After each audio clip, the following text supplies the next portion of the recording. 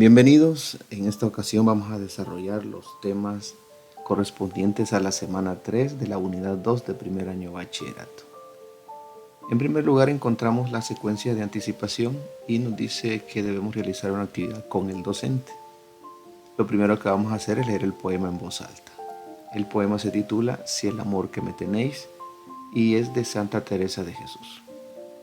Dice el poema de la siguiente manera: Si el amor que me tenéis, Dios mío, es como el que os tengo, decidme, ¿en qué me detengo? O vos, ¿en qué os detenéis? Alma, ¿qué quieres de mí? Dios mío, no más que verte. ¿Y qué temes más de ti? Lo que más temo es perderte. Un alma en Dios escondida, que tiene que desear sino amar y más amar, y en amor toda encendida, tornarle de nuevo a amar. Un amor que ocupe os pido, Dios mío, mi alma os tenga, para hacer un dulce nido a donde más la convenga. Después de leer el poema, nos solicita que resolvamos la siguiente actividad. Y la actividad dice que debemos escribir un comentario sobre el contenido y la forma del poema. Bien, lo que haremos en primer lugar es aplicar el análisis de forma. Eso es lo que nos solicita, aplicar el análisis de forma. Vamos a comenzar desde lo más básico. Les pido que tengan un poco de paciencia porque aparentemente la actividad es sencilla, pero para resolverla es un tanto complicado, pero quiero darme a entender. En primer lugar, vamos a decir que este es un poema de 4 estrofas. Eso es lo primero que vamos a decir. Un poema de 4 estrofas. 3 de estas estrofas son cuartetos. Podemos nosotros observar, por ejemplo, observemos la primera estrofa. Tiene 1, 2, 3, 4 versos. Entonces, estos 4 versos forman un cuarteto. Y tenemos la segunda estrofa que tiene 1, 2, 3, 4 versos. Tenemos el segundo cuarteto. Y la última estrofa, contamos los versos, 1, 2, 3, 4. Tenemos 4 versos. Entonces tenemos 3 cuartetos, es decir, 3 estrofas compuestos de 4 versos cada uno. Y tenemos que la tercera estrofa, si contamos los versos, 1, 2, 3, 4, 5 versos. Entonces, la tercera estrofa está compuesta de un quinteto. Es decir, la estrofa tiene 5 versos. Entonces tenemos 3 estrofas de 4 versos y tenemos una estrofa que es un quinteto. Es decir, que esta estrofa tiene 5 versos. Bien, continuando con el análisis de forma, vamos ahora a apoyarnos en este pequeño cuadro porque necesitamos saber cuántas sílabas tiene cada verso de cada una de las estrofas. Yo lo voy a aplicar únicamente a la primera estrofa porque esto nos llevaría mucho tiempo. Vamos a contar primero las sílabas fonológicas, es decir, las sílabas tal cual las tiene el poema. Y vamos a contar también las sílabas métricas. En las sílabas métricas, el autor aplica las diferentes licencias poéticas o tiene que aplicar también la ley del acento final. Ya vamos a ver de qué se trata todo esto.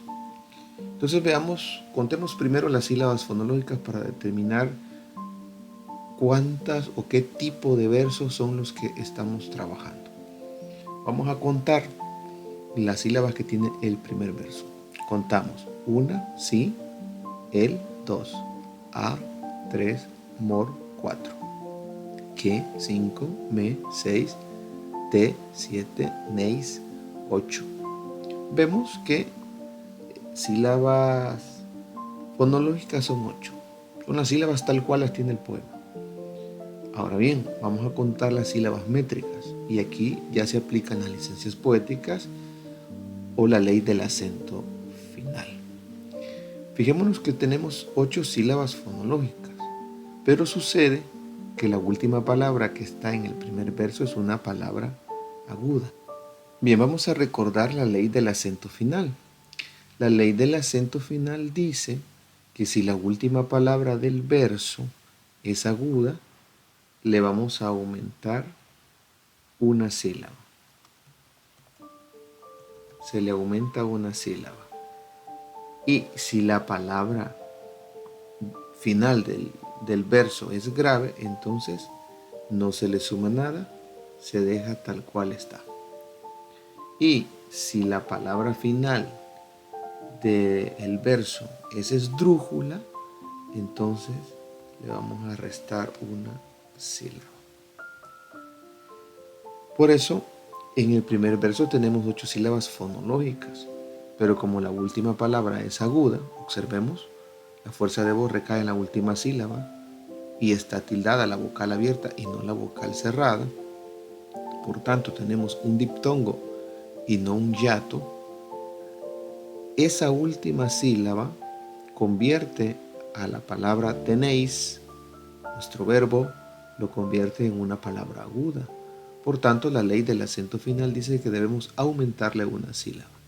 Entonces, si tenemos 8 sílabas fonológicas, le vamos a sumar otra sílaba más y vamos a tener como resultado 9 sílabas. Si bien es cierto que en el primer verso tenemos una sinalefa, y ya vamos a explicar en qué consiste la sinalefa, recordemos, la sinalefa es una licencia poética que dice que podemos unir la vocal final de una palabra con la vocal inicial de la siguiente palabra dentro del mismo verso. La sinalefa es la unión de la vocal final de una palabra con la vocal inicial de la siguiente palabra. Esto, por supuesto, dentro del mismo verso, cuando ambas palabras están dentro del mismo verso. En el primer verso tenemos la palabra sí y tenemos también la palabra él. Estas dos palabras, una termina en vocal y la otra comienza con vocal.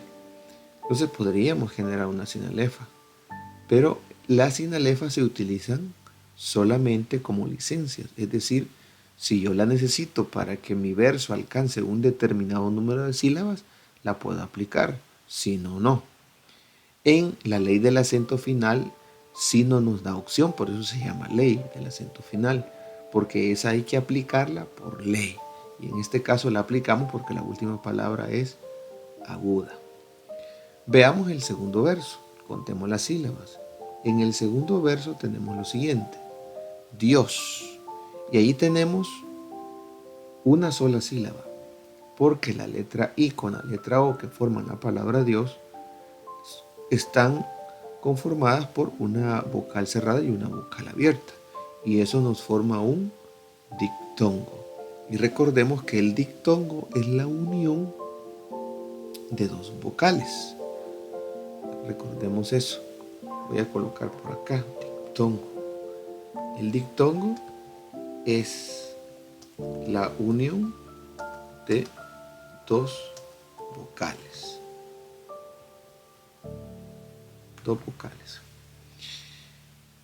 ¿Qué tipo de vocales? Bueno, se puede unir una vocal cerrada más una abierta. Vocal cerrada más una vocal cerrada más vocal abierta. O podríamos colocar una vocal abierta más una vocal cerrada. O podríamos incluso colocar una vocal cerrada más otra vocal cerrada y tenemos diptongo. Bueno, se preguntarán cuáles son las vocales abiertas y cuáles son las vocales cerradas. Las vocales abiertas son la vocal A, E y la vocal O. Son las vocales abiertas. Y las vocales cerradas las conforman las vocales I y la vocal O. ¿Por qué se le llama abierta y por qué se le llama cerrada? Eso va a depender de la posición que nosotros utilizamos para pronunciarla. Las vocales A, E, O, nosotros abrimos la boca más de lo normal para poder pronunciarlas. En caso contrario, las vocales I, U, nosotros tendemos a cerrar nuestra boca. Bueno, entonces si tenemos una vocal abierta más una cerrada, diptongo. Si tenemos una vocal cerrada más una abierta, diptongo. Si tenemos una vocal cerrada más otra vocal cerrada, diptongo. Bueno, si tienen alguna duda en cuanto a los diptongos, pueden ir a buscar dentro del canal el tema de los diptongos. Bueno, continuando, decíamos que la palabra Dios es una palabra que está conformada por una sola sílaba, conocida como un monosílabo. Ahora, la palabra mío, sí tenemos ahí no un diptongo, tenemos dos vocales, una cerrada y una abierta, pero notemos que la vocal cerrada está tildada. Por tanto, no vamos a contarla como una sola sílaba, sino como dos sílabas. Vamos a separarla. Entonces contamos Dios, una sílaba. Mi, dos sílabas. O, tres sílabas. ¿Qué hace el hiato? Recordemos que el hiato es lo contrario al diptongo. Si el diptongo se encarga de unir dos vocales, el hiato lo que hace es separarlas. Y podemos tener hiato, por ejemplo, hay dos formas para tener hiato, cuando nosotros utilizamos dos vocales abiertas juntas. Ya dijimos cuáles son las vocales abiertas. La A, E y O. Si nosotros decimos, por ejemplo, la palabra aeropuerto, tenemos dos vocales abiertas y eso nos forma un hiato. Y otra manera para formar el hiato es cuando tenemos dos vocales juntas, una de ellas es cerrada y la vocal cerrada se tilda. Cuando la vocal cerrada se tilda, que es nuestro caso. Aquí tenemos mi o. ¿Verdad? Tenemos que separar entonces la sílaba. Entonces tenemos Dios, una sílaba, mi, dos sílabas, o, tres sílabas, es, cuatro sílabas, co, cinco sílabas, mo, seis sílabas, el, siete, que, ocho, os, nueve, ten, 10 y go, tenemos 11 sílabas fonológicas. Muy bien, pero veamos que la primera sílaba nos quedó a 9. Entonces vamos a ver si el resto de versos nos queda también a 9. Entonces veamos. Aquí vamos a aplicar una sinalefa o dos sinalefas para reducir la cantidad de 11 a 9 sílabas. Entonces vamos a colocar, por ejemplo, aquí queos. Recordemos que es la que decíamos que era la sinalefa. Decíamos que la sinalefa, o lo señalo aquí. La sinalefa es la unión de la vocal final de una palabra con la vocal inicial de la siguiente palabra dentro del mismo verso. En este caso, ahí teníamos una vocal final con una vocal inicial y aplicamos sinalefa. También la palabra como él, aquí, como él, aquí. Tenemos otra sinalefa. ¿Y qué hace la sinalefa? Reduce la cantidad de sílabas. Entonces ya aplicamos dos sinalefas, que es lo que necesitamos. Recuerden, no tenemos que aplicarlas todas, solo lo que necesitamos. Entonces, en este caso, teníamos 11 sílabas fonológicas, ¿verdad? Pero le vamos a restar las dos sinalefas. En este caso, decimos 11 menos 2 nos da a 9 sílabas métricas. Veamos el siguiente verso. Tenemos 1, 2, 3 sílabas en 4, que, 5, me, 6, de, 7, ten, 8 y go. Tengo 9 sílabas. Observemos que aquí tenemos 9 sílabas. No necesitamos aplicar ninguna licencia métrica, licencia poética, como usted quiera llamarle. Y pues la última palabra es grave. Entonces no sumamos ni restamos. Entonces la vamos a dejar tal cual. Entonces tenemos aquí 9 sílabas. Vemos que nuestros versos van coincidiendo. Veamos en el último verso de la primera estrofa. Sería el cuarto verso.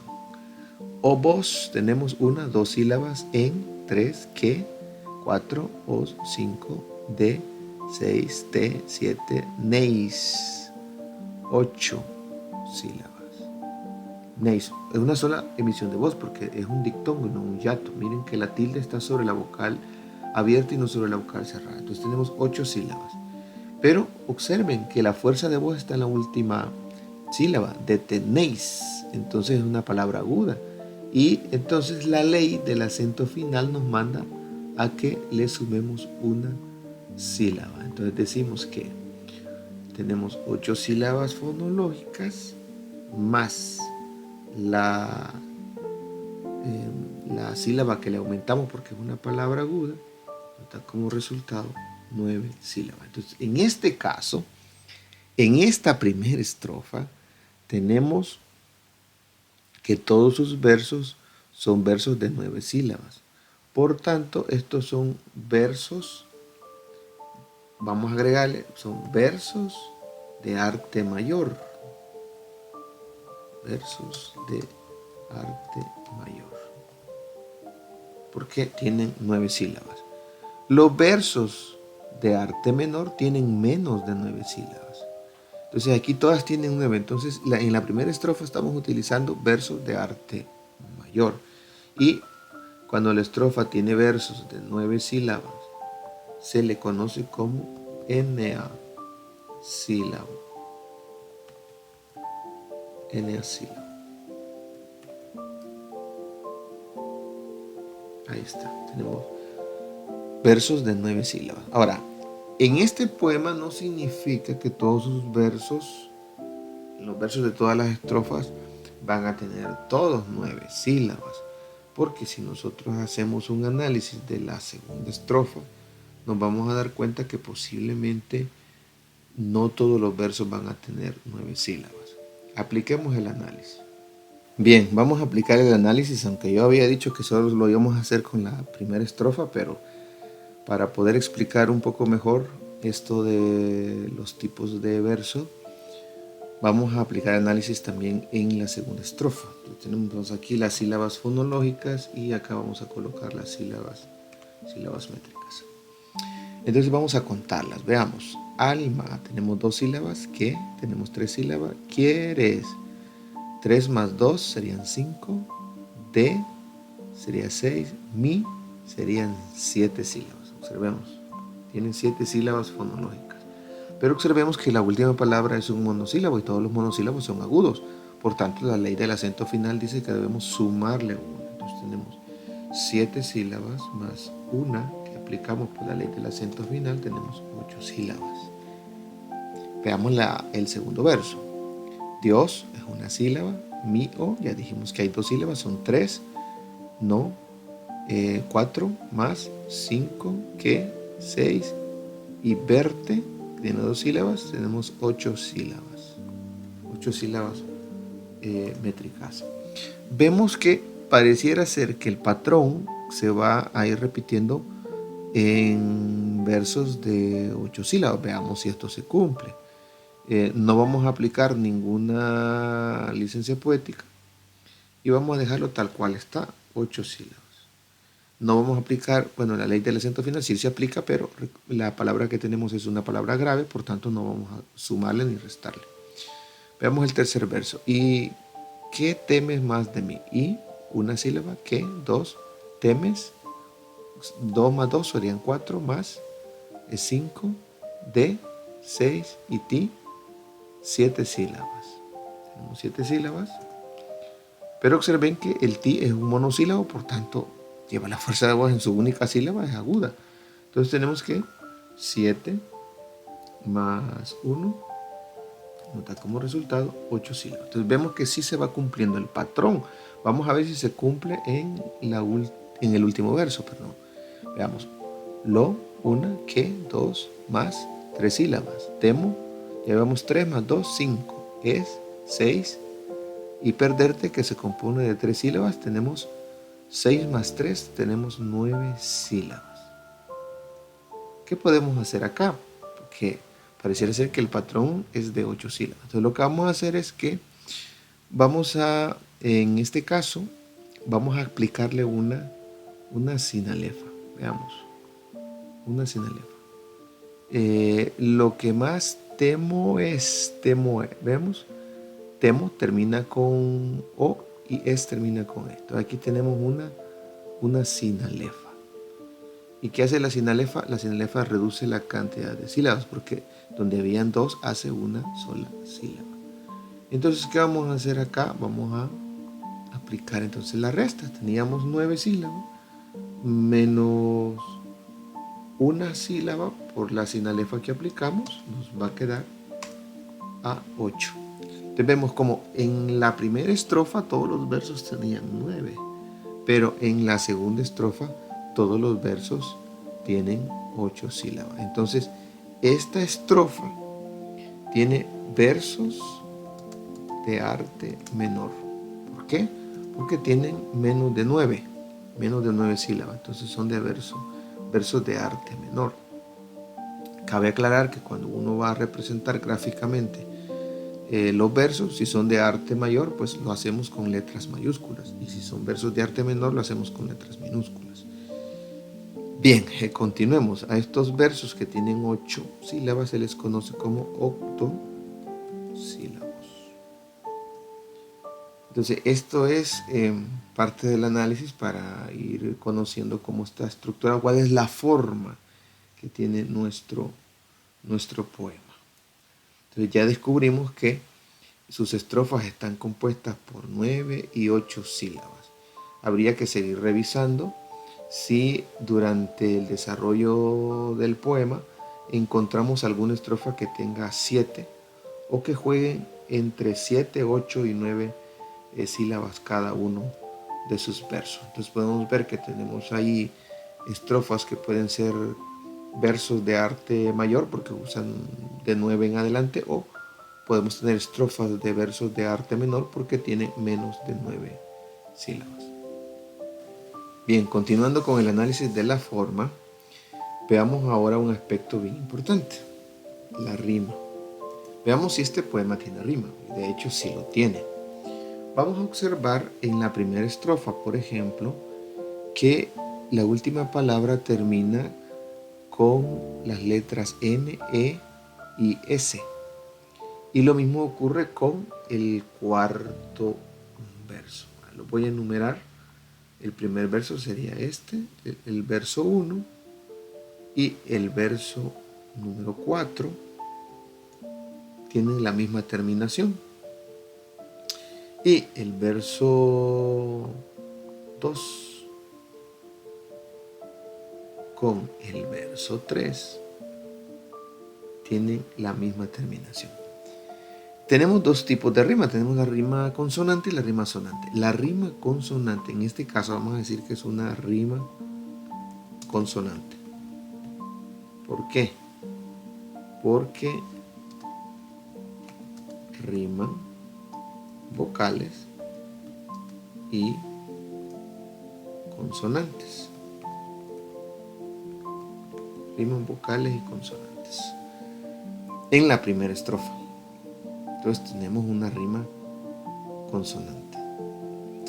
Veamos la segunda estrofa.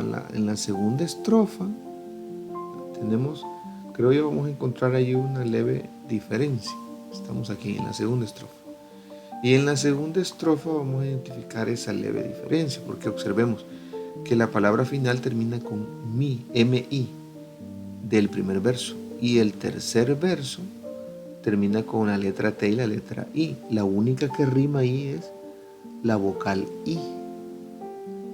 Y en el verso 2 y el verso 4, voy a colocar aquí los números de verso, vemos que el verso 1 rima con el verso 3 y el verso 2 rima con el verso 4. Entonces, pero en el verso 1 con el verso 3 encontramos una rima. El tipo de rima va a ser rima asonante, porque solo riman las vocales. Las vocales. Ahí está. Y eso eso vamos a explicarlo acá en los versos. Sería versos 1 y 3. Pero tenemos rima consonante en los versos serían 2 y 4, porque riman tanto las consonantes como las vocales. Observemos E, R, T, E, y lo mismo ocurre con el cuarto verso, verte, perderte, tienen la misma terminación. Entonces tenemos en la segunda estrofa tenemos una combinación de rima asonante con rima consonante. Les invito a que vayan detectando qué tipo de rima tienen las otras dos estrofas. Bien, vamos a aplicar el análisis de fondo o de contenido, como nos decía la indicación. Y en esta ocasión vamos a identificar aquí algunos aspectos que son bien importantes. Lo primero que vamos a identificar es el tema. Para identificar el tema en un texto, en este caso un poema, lo que vamos a hacer es, y esto es una clave, es fijarnos cuál o cuáles son las palabras que más se repiten. Y en este poema en particular podemos ver que en el primer verso la palabra amor se ha utilizado. Y podemos darnos cuenta que también en la tercera estrofa encontramos la palabra amar. En ese mismo verso encontramos otra vez amar. En el siguiente verso encontramos la palabra amor. Y en el que sería en el quinto verso, que estamos en un quinteto, tenemos la palabra amar. Y luego en la siguiente estrofa tenemos en el primer verso la palabra amor.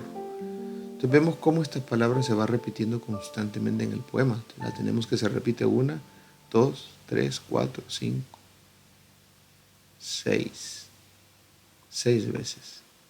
Entonces tenemos que la palabra amor se repite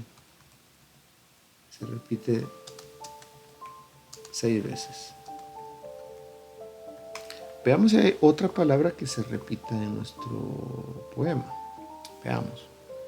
Tenemos la palabra Dios. La tenemos en el segundo verso. Dios también lo tenemos en el segundo verso de la segunda estrofa.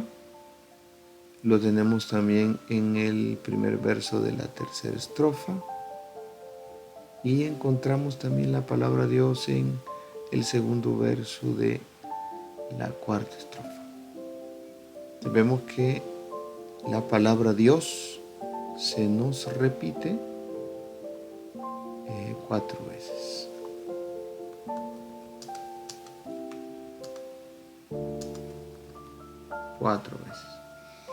Entonces, ¿cuál es el tema de nuestro poema? Está fácil, ¿no? El amor a Dios, que es lo que está expresando la autora, el yo lírico en este caso. No es el tema. Bien, continuando con el análisis de fondo, vamos a ver los subtemas o temas secundarios. Vamos a poner aquí como temas secundarios. Los temas secundarios. Y podemos darnos cuenta que lo que vamos a encontrar acá como temas secundarios podría ser, por ejemplo, la devoción a Dios, Podemos ver también el tema de la desesperación por estar cerca de Dios. Vemos cómo el escritor expresa este deseo. Como estamos hablando de Dios, vemos que aborda entonces el tema de la religión. Son parte de los temas secundarios que podemos encontrar nosotros en el poema. Bien, continuando con nuestro análisis, vamos ahora a identificar otro elemento más de fondo. Vamos a ver los recursos de estilo que ha utilizado la autora. Vamos a ver, aquí vamos a encontrar algunas figuras literarias, por ejemplo, y vamos a señalar, la voy a señalar con este color. Veamos, tenemos en la primera estrofa, tenemos acá una pregunta. ¿En qué me detengo? ¿En qué os detenéis? Tenemos dos preguntas. Esta figura literaria, que tenemos aquí en la figura literaria, tenemos la interrogación retórica. ¿En qué consiste la interrogación retórica? En una pregunta que se hace sin esperar una respuesta a cambio. Esa es una interrogación retórica. Veamos a quién se está dirigiendo el poema, es decir, el yo lírico, a quién se dirige. Y al leerlo vamos a descubrir que se dirige a Dios. Entonces, aquí hay otra figura literaria, porque se está dirigiendo sus palabras a un ser que no es como nosotros, es decir, un ser de carne y huesos. Se dirige a alguien que no está, por así decirlo, presente en el plano físico. Entonces ahí tenemos otra figura literaria que se llama apóstrofe. La apóstrofe consiste en detener el discurso y dirigir una palabra a un ser que está ausente o que se encuentra lejos, o en el caso pues que ya no vive. En este caso vamos a decir que se está dirigiendo a un ser que, si bien para la fe cristiana existe, pero que no está presente físicamente hablando. Bien, otra figura literaria que podemos encontrar también en este poema es el epíteto. Vemos cómo en el verso, bueno, vamos a decir que el apóstrofe se manifiesta casi en todo el poema, pero podemos tomar la primera estrofa como un ejemplo, ¿no?, del apóstrofe. Ahora, hablando del epíteto, el epíteto lo vamos a encontrar en el penúltimo verso. Veamos, dulce nido. Veamos cómo el adjetivo se coloca antes del sustantivo. Y cuando hacemos eso, se llama epíteto. Es una figura literaria que se llama epíteto. Anteponemos el adjetivo antes del sustantivo. Bien, estas son algunas figuras literarias. Podemos encontrar más, pero solo estoy dando nada más un ejemplo porque es que si no el video nos va a salir demasiado largo. Bien, partiendo de lo que yo he comentado, ustedes pueden hacer lo que dice la actividad. Y la actividad nos decía, escribimos un comentario sobre el contenido y la forma del poema. Espero que esta explicación les pueda servir para poder realizar esta parte de anticipación.